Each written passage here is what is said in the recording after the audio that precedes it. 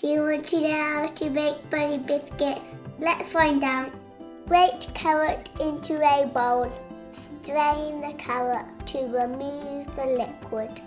Put your butter into a mixer. Add the sugar and a pinch of salt. Add ginger and cinnamon. Cream the mixture. Add the carrot and orange zest. Add flour and cornflour. Mix gently until combined. Place half of the dough onto greaseproof paper. Form into a ball. Cover with greaseproof and roll out. Pop into the fridge and chill. Cut out your bunny shapes. Bake in the oven.